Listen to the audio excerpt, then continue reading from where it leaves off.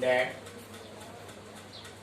question है prove that √2 is irrational. 4√2 irrational number, पहले इसको प्रूव कर लीजिए और भी आप आसानी से और चीजें पहले बेसिक चीजें √2 इज इरेशनल नंबर ये प्रूव करना है। तो पहले हम इसको जो है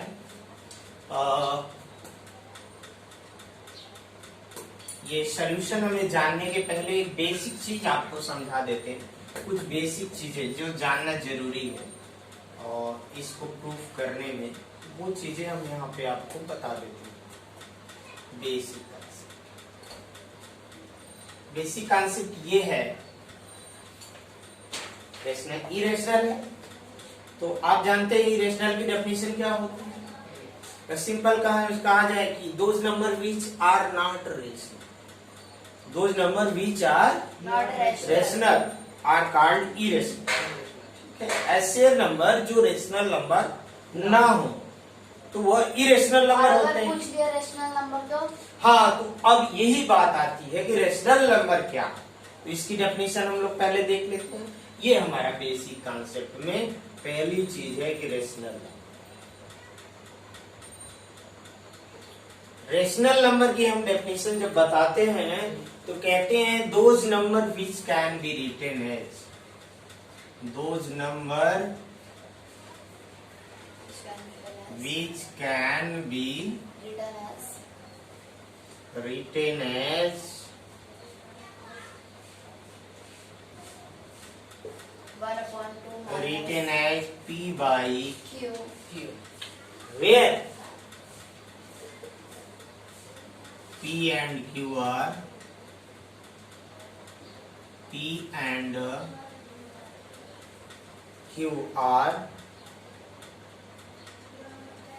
integers, where P and Q are integers but Q not equal to, ये डेफिनेशन समझ गए। तो ऐसे नंबर होते हैं, बहुत सारे नंबर होते हैं, जैसे 1.5 को लिखें तो ये 3.2 होगा। 3.2 को और भी तरीके से हम लिख सकते हैं, 6/4 भी लिख सकते हैं, 9/6 भी लिख सकते हैं, क्यों लिख सकते हैं ना। बट जो सबसे छोटा नंबर है, जो सबसे स्मॉलेस्ट पार्ट है वो 3/2 और 3/2 में आप देख रहे हैं कि न्यूमरेटर और डिनोमिनेटर दोनों का जो कॉमन फैक्टर है वो 1 क्या है, 1 है। और ऐसे अगर 4 ले लें और तो 4 को 4/1 लिख सकते हैं, 8/2 लिख सकते हैं। ये भी 4 ये रेशनल है कि नहीं, क्योंकि इसको लिख सकते हैं P/Q में, जहां P और Q दोनों इंटीजर है और नीचे Q 0 के इक्वल नहीं है। और इसमें इसको और भी तरीके हैं, आप 40/10 भी लिख सकते हो, 16 आपका 4 भी लिख सकते हैं, ये सारे तरीके हैं। 12/3 भी लिख सकते हैं। हाँ, 12/3 भी लिख सकते हो, 3 से ऊपर नीचे मल्टीप्लाई। लेकिन इसमें जो सबसे छोटा पार्ट है 4/1, इसमें न्यूमरेटर और डिनोमिनेटर दोनों का जो कॉमन फैक्टर है वह क्या है, 1। यानी कोई भी रेशनल नंबर लें तो उसको ऐसे P/Q के रूप में लिख सकते हैं जिसके न्यूमरेटर और डिनोमिनेटर का कॉमन फैक्टर क्या हो, 1। क्या हो, 1। समझ गए ना। ऐसे हम रेशनल नंबर को लिख सकते हैं, इस तरह हम P/Q के रूप में लिख सकते हैं हर एक रेशनल नंबर को कि न्यूमरेटर और डिनोमिनेटर का कॉमन फैक्टर क्या हो, 1। समझ गए ना। तो ये आपने जान लिया रेशनल नंबर क्या होता है। अब अगर कोई भी ऐसा नंबर हो जिसको हम लिख न सकें इस तरह P/Q के रूप में कि उनका कॉमन फैक्टर 1 ना मिले, तो ऐसे नंबर को हम क्या बोलेंगे, क्या वो रेशनल नंबर होगा? क्योंकि कोई भी आप रेशनल नंबर ले लीजिए, उसको कम से कम ऐसे ऐसे भी लिख सकते हैं, लेकिन ऐसे रूप में लिख सकते हैं, जरूर लिख सकते हैं कि जिसका कॉमन फैक्टर क्या हो, 1 क्या हो, 1 कॉमन फैक्टर 1। तो आइए, अगर हम किसी रेशनल नंबर को ऐसे p बाई क्यू के रूप में लिख सके जिसका कॉमन फैक्टर 1 हो, इसमें कोई गलत बात तो नहीं न है, और इसके बाद भी अगर वो गलत बात सिद्ध हो जाए तो क्या वो रेशनल नंबर होगा, नहीं होगा ना। ये तो सही बात है ना कि किसी भी रेशनल नंबर को हम p बाई क्यू के रूप में ऐसे लिख सकते हैं कि p और q का कॉमन फैक्टर क्या हो, 1। और ऐसा अगर हम लिखते हैं तो इसमें कोई गलती नहीं है। इसके बाद भी कुछ गलत आ जाए तो ये रेशनल ही नहीं होगा, होगा ना, ऐसा हो सकता है। तो आइए इसी कॉन्सेप्ट पे हम आगे बढ़ें।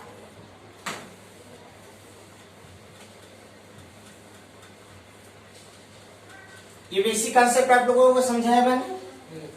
अब हम लोग इसके सॉल्यूशन पे आते हैं, इस क्वेश्चन।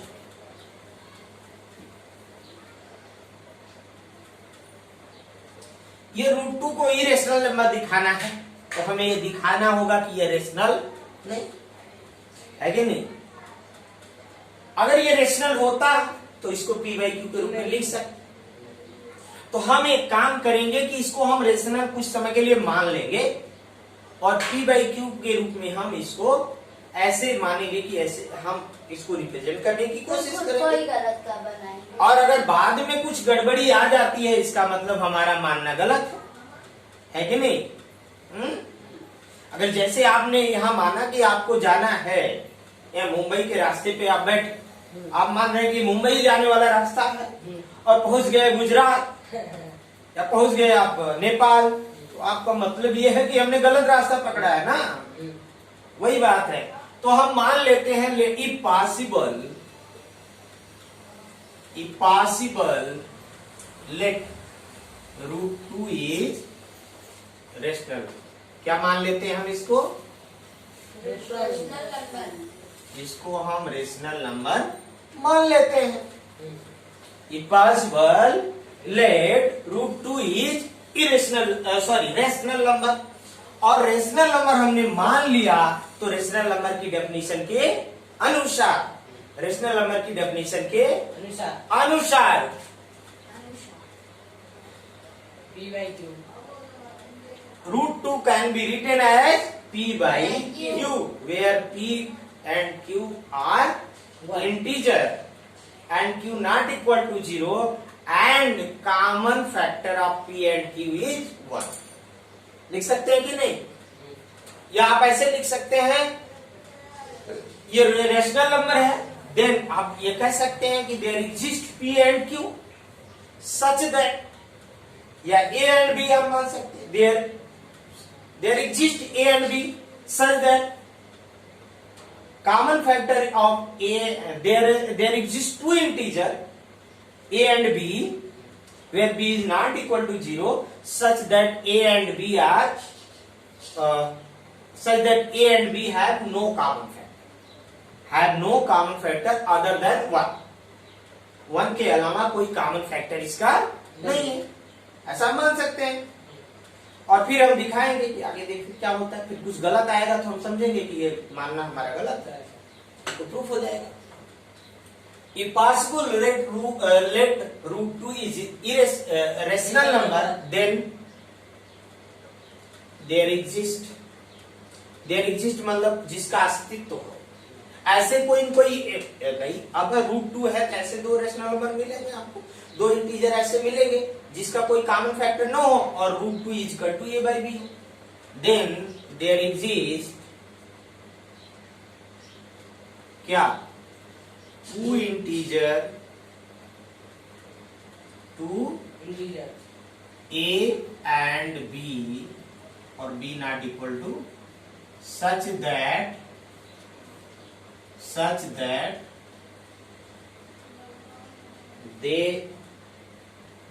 they are co-prime, जैसा जिसका कॉमन फैक्टर केवल 1 के अलावा कुछ नहीं होता है, इसको co-prime नंबर कहते हैं। such that and a and b and a b are coprime. ये क्या है? ए बी क्या है? को प्राइम। ठीक है। अच्छा,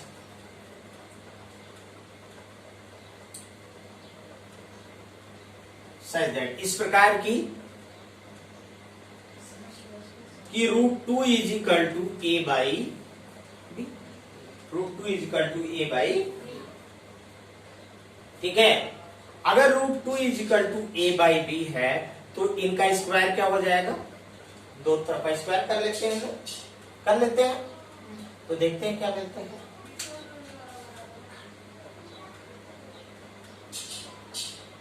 is equal to 2। Sir a b के जगह तो हम लोग दूसरा भी कोई चीज ले सकते हाँ, हाँ, पी बाई सर। क्यू भी लिख सकते हो, वही आर एस भी लिख सकते हो, वही भी लिख सकते हो, है कि नहीं? मतलब पी बाई क्यू भी लिख सकते हैं ना। हाँ, लिख सकते हो, कोई मतलब उससे। हाँ, 2 is equal to a square by b square हो जाएगा। दोनों तरफ का स्क्वायर हमने कर दिया। आई बस समझ में? आएगी नहीं जी? कहाँ दिक्कत है बोलो? कुछ नहीं था। सर आपका तेरे को रॉकेट टूट गया क्या? हाँ? उधर रॉकेट टेक लगा टूट गया क्या? हाँ। ये होगा। ये बात समझ में आई नहीं? नीचे उड़ा। ओके, कहाँ नहीं समझ में आई बोलो? P by Q. पैर से ही पकड़े चलो। सुनो सर। अच्छा, इसको मैं थोड़ा सा अलग तरीके से करता हूँ। आए रुको सर, पहले बात रुक जाओ। फिर इसको मैंने Easy है, यहाँ तक तो समझ में आ गया कि possible let √2 is rational number. Rational number. तो मैंने आपको दिखाया था कि अगर आपको रेशनल नंबर ऐसे कोई भी रेशनल नंबर ले, चाहे 2 है, 2/1 है, तो इसको हम ऐसे रूप में लिख सकते हैं 4/1, ऐसे 2 नंबर के रूप में लिख सकते हैं, जो 2 के अपान के रूप में लिख सकते हैं, लेकिन जो 4/2 को प्राइम है। आएगा। हैं? 4/2 आएगा। अरे ये 4 है, इसको 4/2 भी कर सकते हैं, हाँ। लेकिन ये भी तो लिख सकते हैं कि नहीं? हाँ, 1/4। इसको भी ले सकते हैं कि नहीं? हाँ। लेकिन इसमें ये को प्राइम है, क्योंकि कॉमन फैक्टर 1 है, के अलावा कुछ नहीं। ऐसे को प्राइम के रूप में लिख सकते हैं कि नहीं? राइट। तो अगर ये रेशनल है तो ऐसे आपको 2 को प्राइम नंबर एग्जिस्ट करेंगे कि नहीं? हैं? को प्राइम इंटीजर एग्जिस्ट करेंगे कि नहीं? कि इस तरह की √2 इज इक्वल टू जिसका Q1 हो ना। Common factor. हाँ, कॉमन फैक्टर 1 हो ना। मतलब जैसे 1.5, तो इसका 3/2 लिखा, तो ये भी तो को प्राइम है। हाँ। लेकिन क्या इसका Q1 है? कोई जरूरी नहीं है Q1 ही हो। ऐसे हमने लिखा, कुछ Q के लिए 1 था, सही है, लेकिन सबके लिए Q थोड़े ना 1 हो। जैसे 1.6 है, तो इसको आप क्या लिख सकते हो? 3.2। 1.6 को आप लिख सकते हो 16/10 लिखोगे, तो ये फिर आप काट सकते हो 8 नहीं, ये सर वो 1.6 को डिवाइड करके हम लोग को करना है ना। 15। 8/5 न जी, 2×5 = 10। ये 8/5 लिख सकते हैं। 1.6 को आप PQ के कैसे फॉर्म में लाए, कैसे बनाया उसका? ये जैसे 1.6 है, तो इसका नियम ये होता है, आप डेसिमल के नीचे वाला लिख दो, और इसके इधर जितने पॉइंट है उतना 0 लिख दो, डिनोमिनेटर कम ही होना चाहिए। जितने अंक हो इधर 0 लिख दो, ठीक है ना? हाँ, तो ये हो गया आपका 16/10 मैंने ऐसे कर दिया, और इसको सॉल्व किया हाँ, तो आ गया 8/5।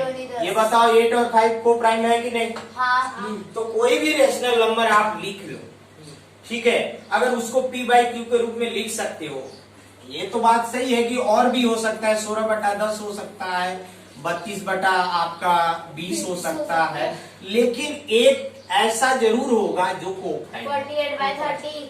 हाँ, एक ऐसा जरूर आपको मिलेगा P/Q, हर एक रेशनल नंबर के लिए ऐसा P/Q मिलेगा जो को प्राइम हो, जिसमें P और Q क्या है? सबसे को छोटा। प्राइम। हाँ। इसमें तो को प्राइम नहीं है, क्योंकि इनका कॉमन फैक्टर है, इसका कॉमन फैक्टर 2 है, इसका जो है अभी 4 है कि नहीं? लेकिन यहाँ पे कॉमन फैक्टर 1 है, यानी ये को प्राइम है। तो यानी √2 को अगर आपने रेशनल नंबर मान लिया, तो इसके लिए इसका मतलब ये है, √2 को आपने रेशनल नंबर मान लिया, तो इसके लिए भी कोई को प्राइम मिलेगा कि नहीं? सर 8/5 का भी प्राइम नंबर निकल सकता है। को-प्राइम। 8 और 5 भी को प्राइम है, बताओ क्या कॉमन फैक्टर? इसका निकल सकता है 2/1। नहीं, कैसे बताओ? 2/1 कैसे? 4 2 8। हाँ, 4 2 8 30 हो गया। हाँ। 5 1 5। अरे 4 से ही डिवाइड कर, दोनों को एक ही चीज से डिवाइड करोगे। 8/5 समझ गए, ये को प्राइम है। कोई एक नंबर नहीं है कि जो दोनों को काट ले एक के अलावा, तो ये को प्राइम हुआ। यानी कोई भी रेशनल नंबर आपने मान लेंगे, कोई भी रेशनल नंबर रहेगा उसको ऐसे p/q के रूप में लिख सकते हैं, ऐसे a/b के रूप में लिख सकते हैं, या ऐसे s/t के रूप, कोई एक जो जहां पे s और t या a और b या p और q जो भी आप मानो x y z, वो क्या होना चाहिए, इंटीजर होगा और को प्राइम होगा। क्या होगा, इंटीजर को प्राइम, और नीचे वाला 0 के इक्वल। नहीं हुआ। तो 0 होता तो सर, तो 0 वो तो रेशनल की डेफिनेशन में ही आपको बताया था कि rational number are those number which can be written as p/q, जिसको p/q के रूप में लिख सके, लेकिन q 0 के इक्वल ना हो। वही रेशनल है। हाँ वही रेशनल है। तो अब रेशनल अब माने हैं तो नीचे 0 की सवाल ही नहीं। लेकिन आपको p और q क्या है, चर है ना, वेरिएबल है, वेरिएबल है। तो इसको तो आपको वैसे देख के तो कोई जानेगा नहीं ये क्या है, तो आपको बताना पड़ेगा ये क्या क्या हो सकता है, क्या नहीं हो सकता है। भाई ये भी माने हो चाहे CD माने हो, कुछ भी माने हो, तो उसको बताना पड़ेगा भाई CD क्या है, ये गाय है कि भैंस है कि क्या है, कि नंबर है कि वो जो है कि आपका समोसा पाव है कि बड़ा पाव है, वड़ा पाव है, क्या है क्या है, उसको बताना पड़ेगा। मतलब क्या है वो, रेशनल है कि इंटीजर है, क्या है बताना पड़ेगा। समझ गए ना सर? एक दिन क्लास में मेरा बहुत ज्यादा पैसा गिर गया था। कितना, 100 रुपया। किसको मिला, पता नहीं, मुझे मार भी खाई। कहाँ पे गिरा था, एग्जाम देने जिस दिन आई थी उसी दिन पापा ने मुझे दिया, सुबह पापा का बनिया ला रहा था। बात ठीक है, okay. Possible let √2 is rational number, ठीक है। √2 क्या है, रेशनल नंबर। अच्छा, तो √2 इज रेशनल नंबर। अच्छा, देन तो आप निश्चित अभी तो आप समझ गए हैं, कोई को प्राइम नंबर होगा a और b, आप समझ गए ना।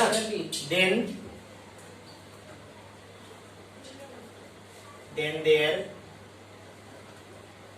exists co-prime integer, co-prime integer a and b, or b not equal to such that √2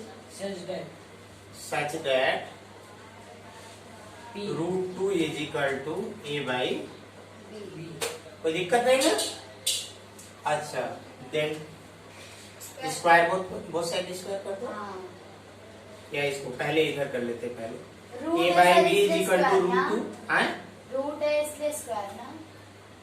हाँ, रूट को हम खत्म करने के लिए अभी बताएंगे क्या करना। a/b is equal to √2 हो गया। अच्छा, तो इसका मतलब हो गया a is equal to √2b, हुआ कि नहीं। आप दोनों साइड का स्क्वायर कर लो, देख सकते हो, ये क्रॉस मल्टीप्लिकेशन किया जी, a into 1 और b into √2, समझ गए।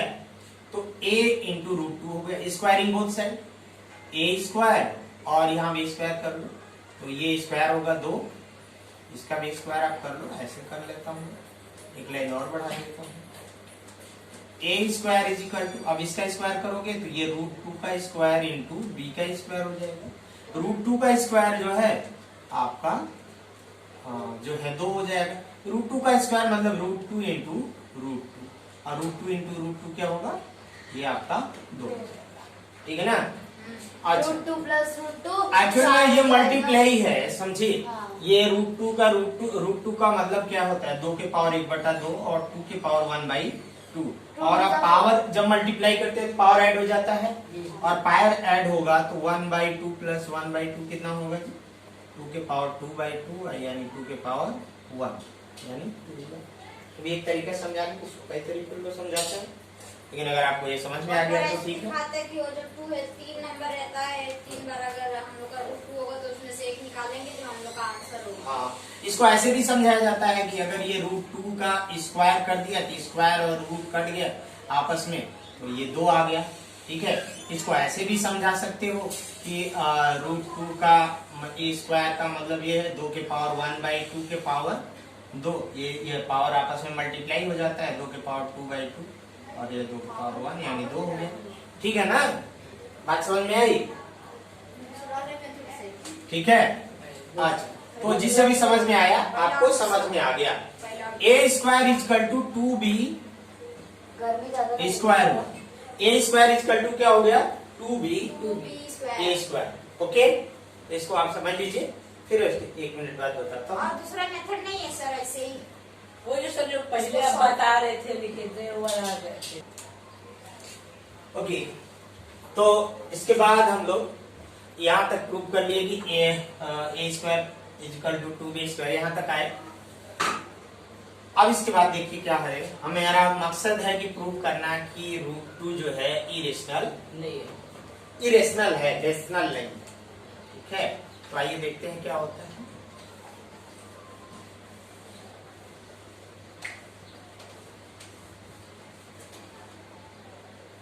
ए square is equal to 2b square, यही है ना।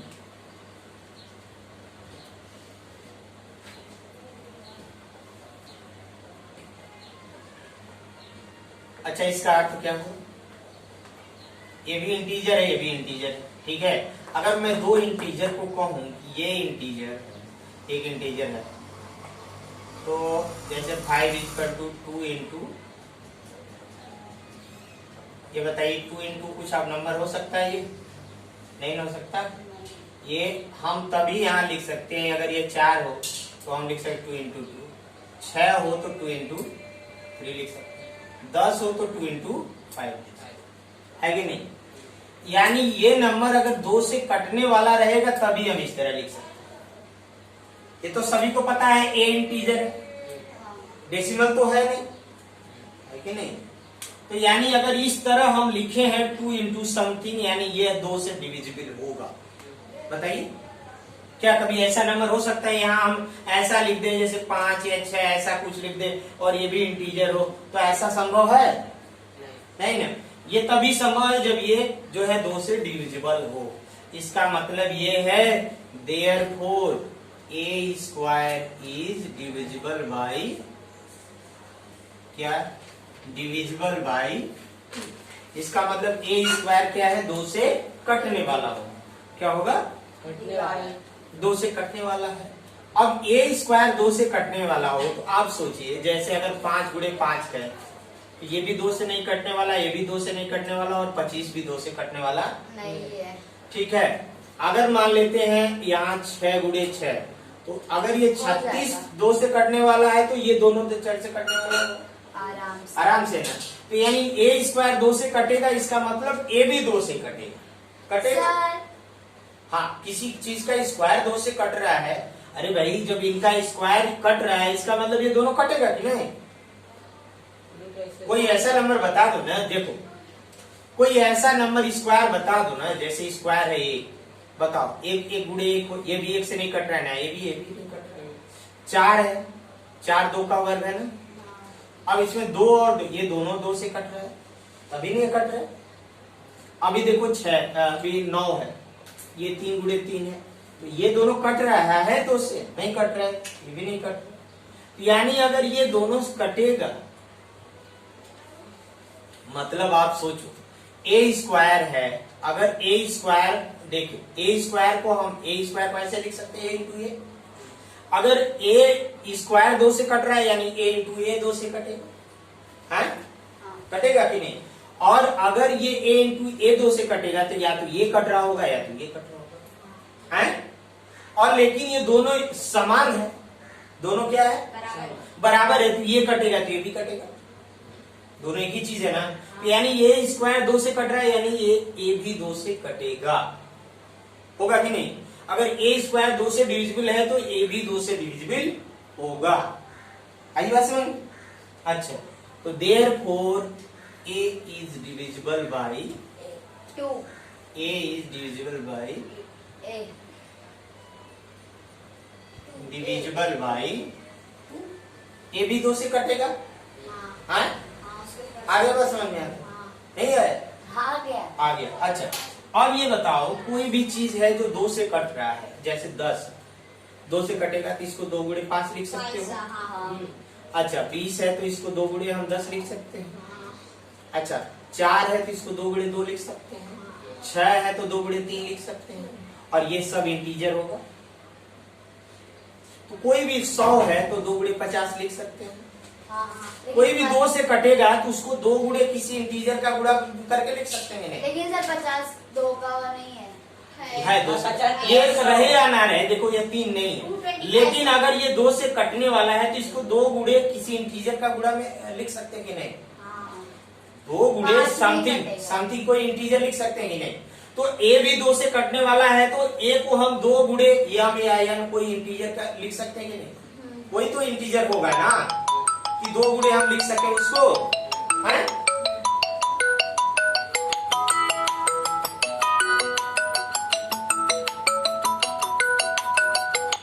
अच्छा, कोई भी इंटीजर होगा कि इसको हम लिख सकते, समझ गए? तो इसका मतलब ये है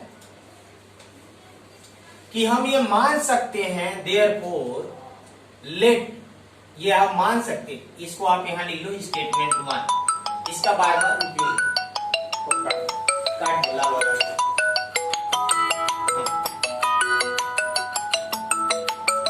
नवनीत के पापा का। अब देखो, अब ये ए 2 से डिविजिबल है तो हम मान सकते हैं let a is equal to 2m where m is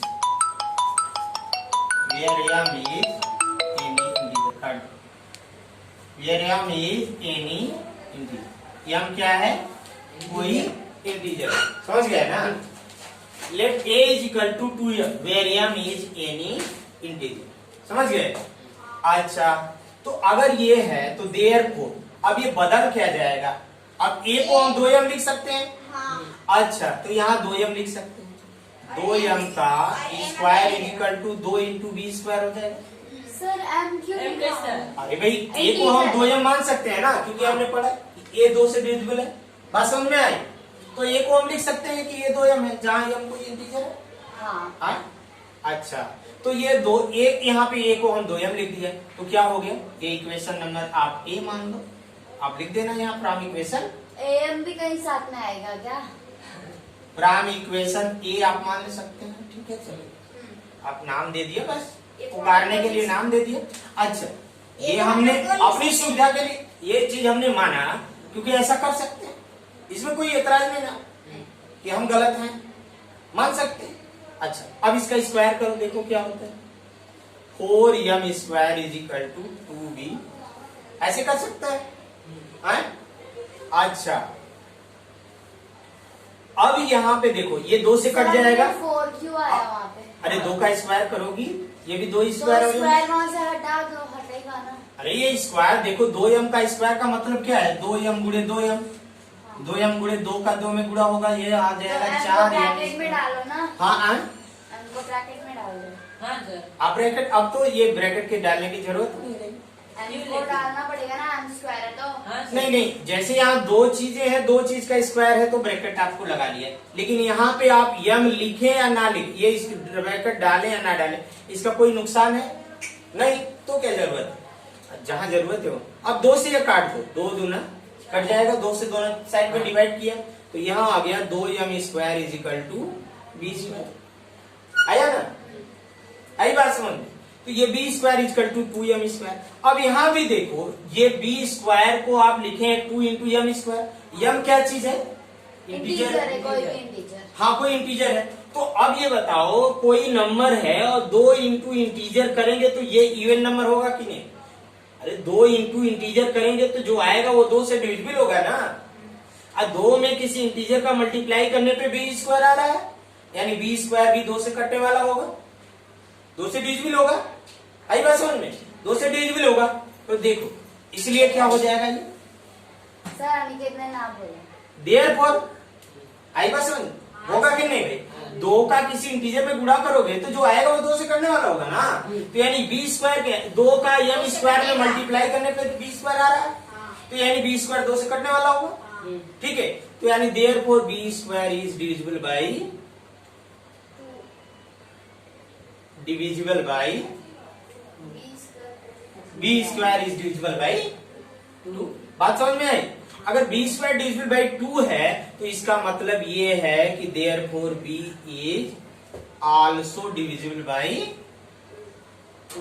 भी डिविजिबल बाय 2 है। हाँ, आल्सो डिविजिबल बाई 2। ये इक्वेशन नंबर ये स्टेटमेंट नंबर 2 मान लेते हैं, है कि नहीं? यहां से ये क्लियर है, बी स्क्वायर 2 से कट रहा है तो बी भी डिविजिबल होगा 2 से। ठीक है, ये बात आप लोग वहां समझे थे, जैसे ए को मैंने यहां समझाया था। तो अब ये दो कथन आ गया, ए इज डिविजिबल बाई 2 और बी इज डिविजिबल बाई 2। ये बताइए, इससे आप कुछ निष्कर्ष निकालते हैं ये पहले और दूसरे स्टेटमेंट से? क्या दोनों डिविजिबल हैं। 2 से, हाँ। दोनों 2 से डिविजिबल है, लेकिन आप मान के क्या चले थे? ए और बी क्या है? को प्राइम। आप मान के चले थे ना, यानी कोई भी नंबर 1 के अलावा इन दोनों को काट नहीं सकता। बात गड़बड़ आ गई? आपने माना क्या? मिला था, यानी कहीं न कहीं कुछ गड़बड़ है कि नहीं? तो हम देयर फ्रॉम स्टेटमेंट 1 एंड 2, अभी चलेंगे from statement 1 and 2 we conclude from statement 1 and 2 A and B both are divisible by 2, but it is contradiction। ये क्या है? विरोधाभासी है, कंट्राडिक्शन है कि जो हमने माना था कि A और B आर को प्राइम। ठीक है, फ्रॉम स्टेटमेंट 1 एंड 2। अब हम यहाँ लिखेंगे फ्रॉम, सर हम लोग को लिखना है। आप लोग लिखे नहीं? हाँ बोलिए। ये वाला भी नहीं लिखे हो? नहीं। यहाँ पे मैंने क्या लिखा था? वही जो नीचे लिखे थे। A square is divisible by 2। A square is 1। नहीं,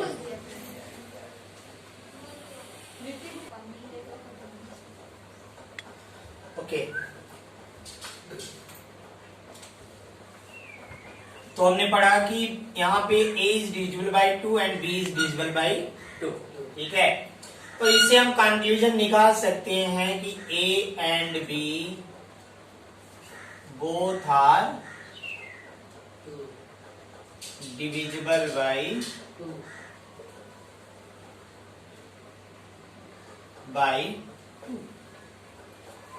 लेकिन क्या ये आसान है इसको मानना? नहीं, क्योंकि ये कंट्राडिक्शन, ये क्या है? विरोधाभासी है। हमने जो माना था शुरू में कि A and B are coprime, ठीक है, but it is a contradiction.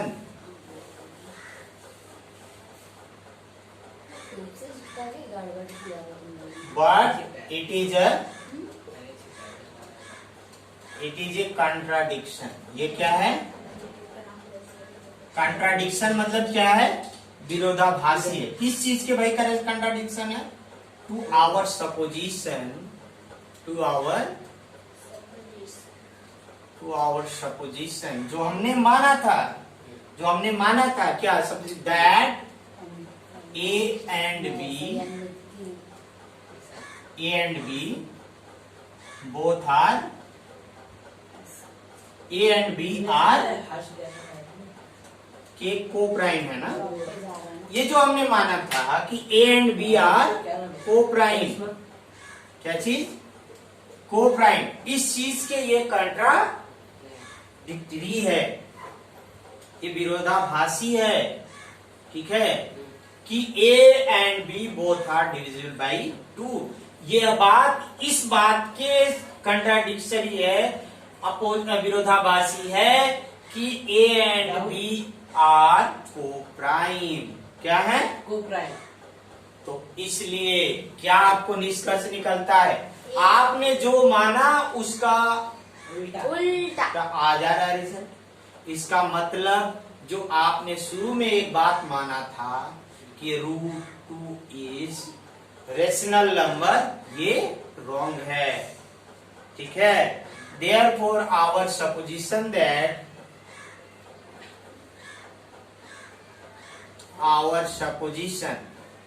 जो आपने माना था दैट √2 इज क्या? Rational number is wrong. Rational number is wrong, ये बात क्या है? गलत है। गलत है। Therefore √2 is a irrational. Irrational. Sir अगर इतना लंबा हम लोग पेपर में लिखने लगेंगे तो ये आप समझ लीजिए, शायद ये 9th में अगर नहीं होगा, लेकिन आपको मैं ये समझा दिया। ये 10th में शायद था, हमें भी लग रहा है ये 9th में शायद ना हो, शायद बट नहीं, पक्का इस चीज को नहीं। आप समझ लीजिए, ये मेन है, आपको इस क्लास में ताकि काम आएगा। ये जो कंसेप्ट है, समझ गए ना, इसको आप समझ लीजिए। ओके, कितना लंबा लिखना पड़ेगा पेपर के नहीं, लिए? आई थिंक मैं देखूंगा पेपर में आपका ऐसा क्वेश्चन आना नहीं चाहिए 9th में, ये जो है।